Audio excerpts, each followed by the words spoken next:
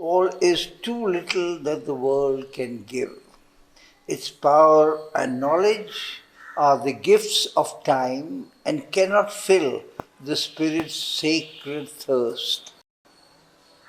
Although of one these forms of greatness are, and by its breath of grace our lives abide, although more near to us than nearness self, it is some utter truth of what we are. Hidden by its own works, it seemed far off, impenetrable, occult, voiceless, obscure.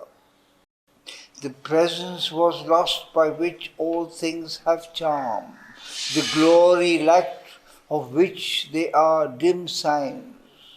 The world lived on, made empty of its cause, like love when the beloved's face is gone. The labor to know seemed a vain strife of mind. All knowledge ended in the unknowable. The effort to rule seemed a vain pride of will, a trivial achievement scorned by time. All power retired into the omnipotent. A cave of darkness guards the eternal light. A silence settled on his striving heart.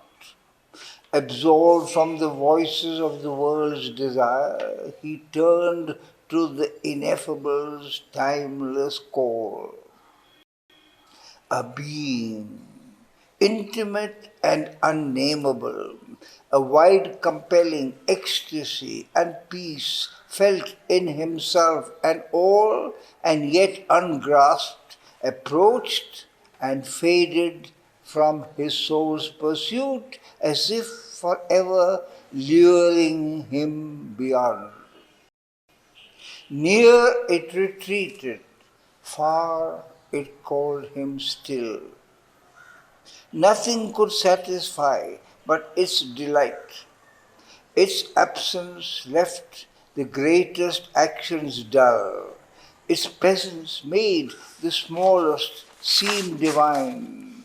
When it was there, the heart's abyss was filled. But when the uplifting deity withdrew, existence lost its aim in the inane. The order of the immemorial planes, the godlike fullness of the instruments were turned to props for an impermanent scene. But who that mightiness was, he knew not yet. Impalpable, yet filling all that is, it made and blotted out a million worlds and took and lost 1,000 shapes and names.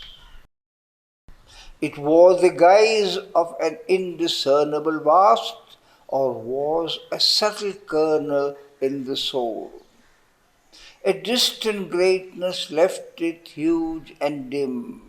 A mystic closeness shut it sweetly in. It seemed sometimes a figment or a robe, and seemed sometimes his own colossal shade. A giant doubt overshadowed his advance. Across a neutral, all-supporting void, whose blankness nursed his lone immortal spirit, allured towards some recondite supreme, aided, coerced by enigmatic powers, aspiring and half-sinking and upborne, invincibly he ascended without pause. Always a signless, vague immensity brooded without approach, beyond response, condemning finite things to nothingness, fronting him with the incommensurable. Then to the ascent that came, a mighty term. A height was reached where nothing made could live, a line where every hope and search must cease neared some intolerant bare reality, a zero formed pregnant with boundless change. On a dizzy verge where all disguises fail and human mind must abdicate in light or die like a moth in the naked blaze of truth, he stood compelled to a tremendous choice. All he had been and all towards which he grew must now be left behind or else transform into a self of that which has no name. Alone and fronting an intangible force which offered nothing to the grasp of thought, his spirit faced the adventure of the inane. Abandoned by the worlds of form he strove, a fruitful worldwide ignorance founded here.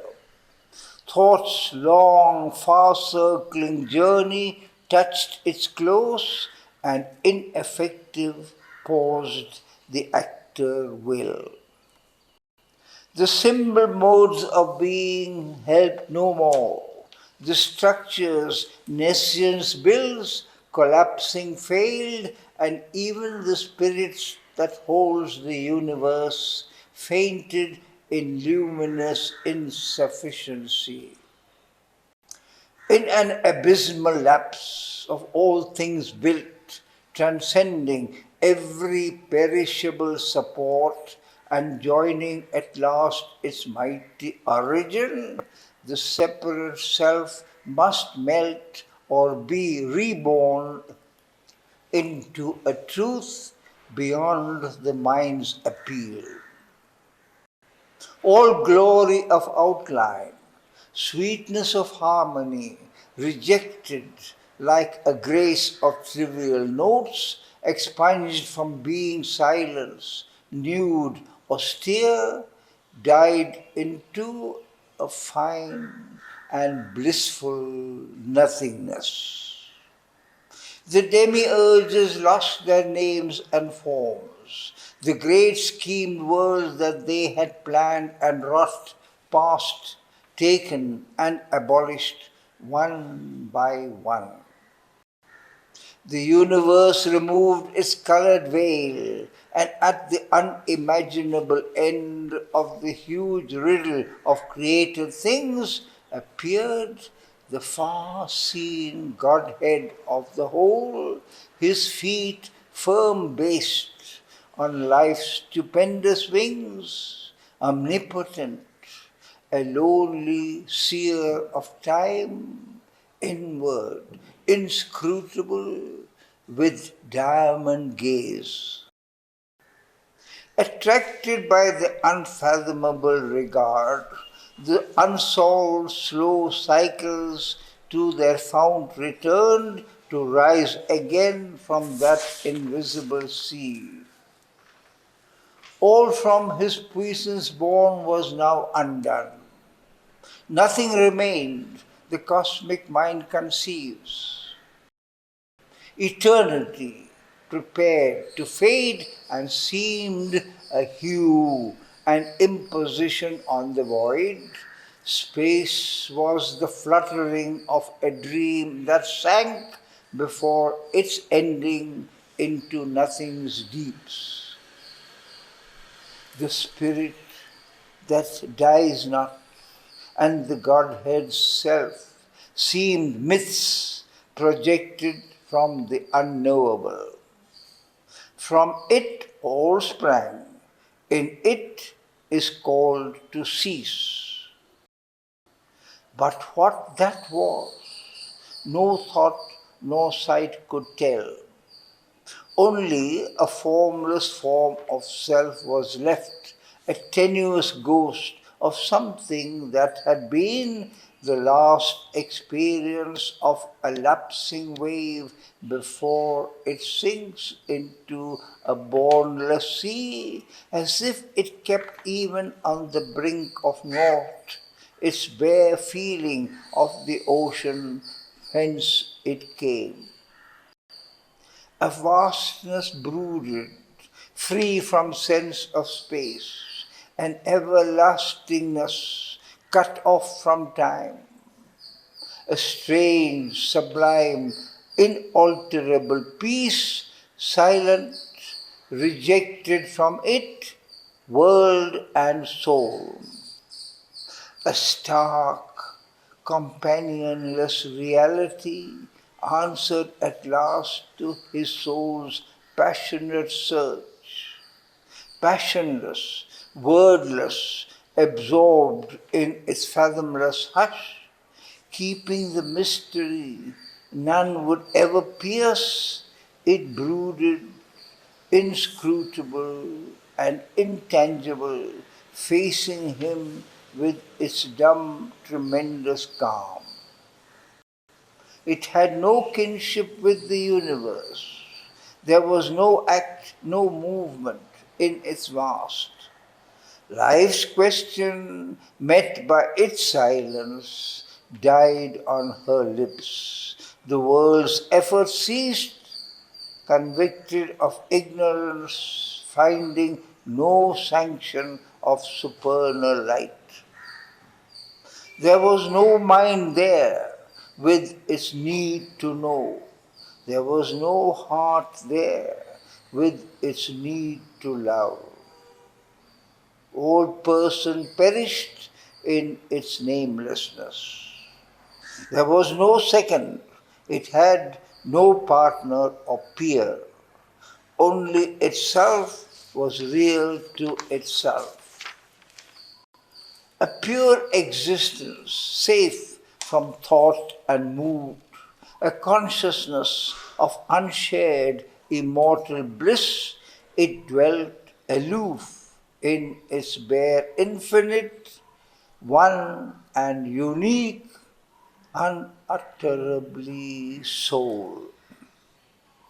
A being formless, featureless and mute that knew itself by its own timeless self, aware forever in its motionless depths, uncreating, uncreated and unborn, the one by whom all live, who lives by none, an immeasurable luminous secrecy guarded by the veils of the unmanifest, above the changing cosmic interludes, abode supreme, immutably the same, a silent cause, occult, impenetrable, infinite, eternal, unthinkable,